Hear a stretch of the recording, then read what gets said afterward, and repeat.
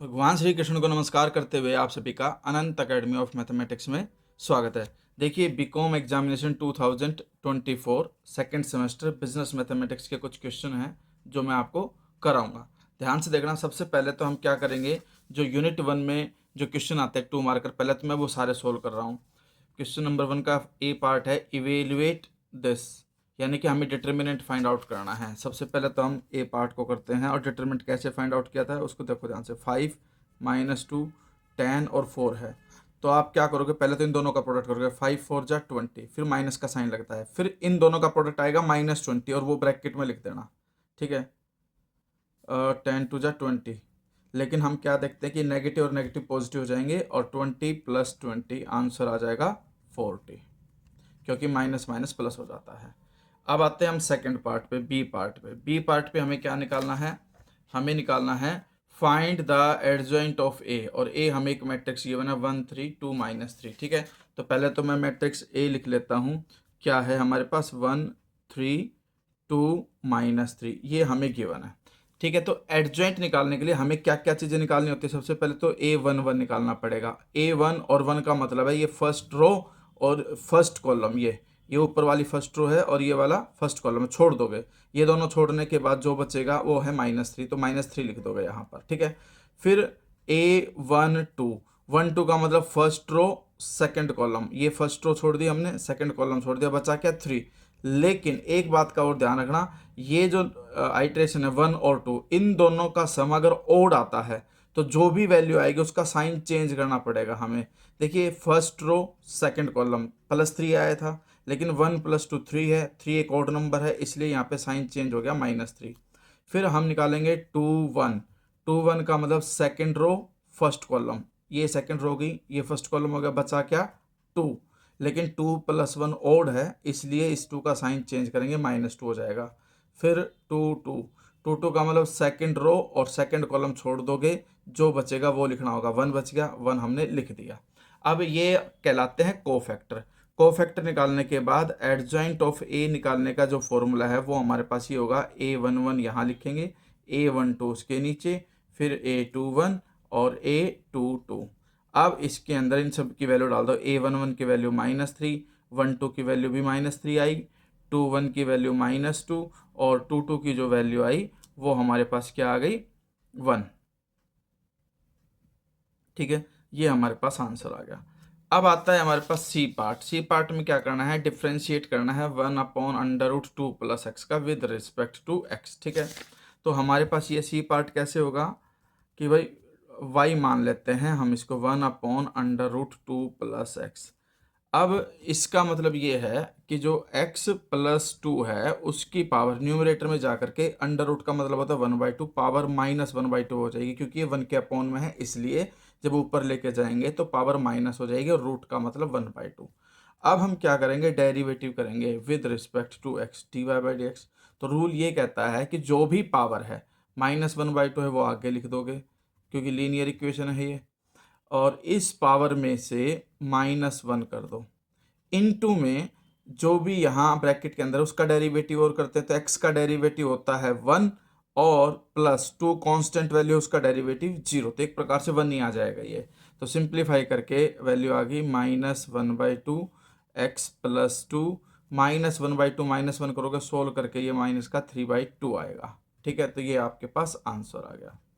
इसके बाद हमारे पास डी आता है, एक्सप्लेन डिमांड फंक्शन। अब देखिए डिमांड फंक्शन क्या होता है, यहाँ पे देखिए, a function relating the price per unit and quantity demanded at that price is called the demand function. तो ये इसकी डेफिनेशन याद रख लेना कि डिमांड फंक्शन किसे कहते हैं, एक ऐसा फंक्शन जो कि प्राइस पर यूनिट से रिलेटेड होता है और quantity demanded at that price, और उस प्राइस पे कितनी क्वांटिटी डिमांड की जाती है, ठीक है। तो a function related the price per unit and quantity demanded at that price is called the demand function.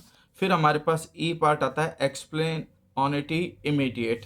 अब ऑनिटी इमीडिएट का डेफिनेशन देखिए, ऑनिटी इमीडिएट आई या फिर ऑर्डिनरी ऑनिटी आई, एक ही बात है, ठीक है, दोनों का मतलब।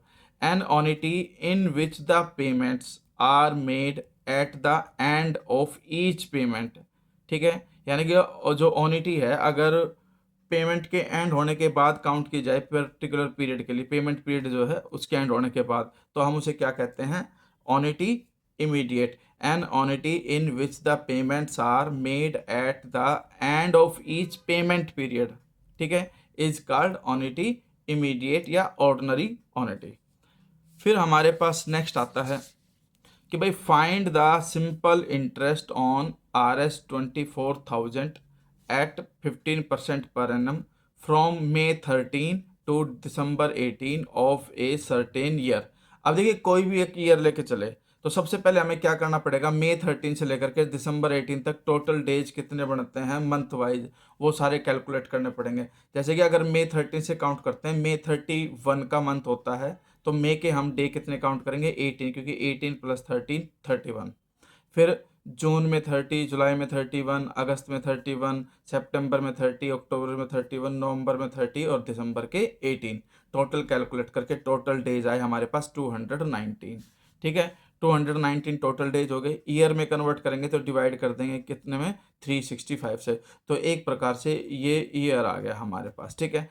अब हम इस क्वेश्चन को सोल्व करते हैं, सिंपल इंटरेस्ट करते हैं इसका, कि भाई पहले तो हमें जो प्रिंसिपल गिवन है वो गिवन है 24,000, ठीक है, और जो रेट ऑफ इंटरेस्ट दे रखा है वो 15% दे रखा था, और जो टाइम दे रखा है वो हमारे पास आ गया है 219/365। सिंपल इंटरेस्ट का फॉर्मूला होता है P/R/T/100। प्रिंसिपल कितना है 24,000, ठीक है, R15/100 हम लिखते ही हैं, और इनटू में 219 डिवाइडेड बाई 365। तो 2 0 से थी, 2 0 कट गई, ठीक है। 5 3 जा 15, 5 7 जा 35 और 5 3 जा, ओके, और ये 3 पे कट जाएगा। अब इन सबको मल्टीप्लाई कर दो, 24 इंटू 3 3 जा 9, ठीक है, ये हो गया 3 3 जा 9। फिर से देख लो एक बार, 2 0 से 2 0 कट गई, 5 3 जा 15 और 5 से 365 कैंसिल करके 73 आया। 73 से 219 को कट करोगे तो 3 आ जाएगा। फिर 3 3 जा 9, 9 इंटू 24, ठीक है, 9 तो 36 और 9 दूनी 18 और 3 21, 216, ये हमारे पास सिंपल इंटरेस्ट आ जाएगा, ठीक है। अब हमारे पास आता है नेक्स्ट ट्रिप्लिकेट रेशियो, हमें ये बतानी है, ठीक है। ट्रिप्लिकेट रेशियो क्या होती है उसको समझिए। The compounded ratio of 3 equal ratios is called triplicate ratio. तो ये तो डेफिनेशन होगी जो आपको याद रखनी है। The compounded ratio of 3 equal ratios is called triplicate ratios. For example, जैसे कि the triplicate ratio of a ratio b is, a को 3 इक्वल में 3 टाइम्स मल्टीप्लाई कर दो, वैसे ही बी को भी कर दो, यानी कि A³ रेशियो B³, ये ट्रिप्लिकेट रेशियो कहलाएगी आपकी।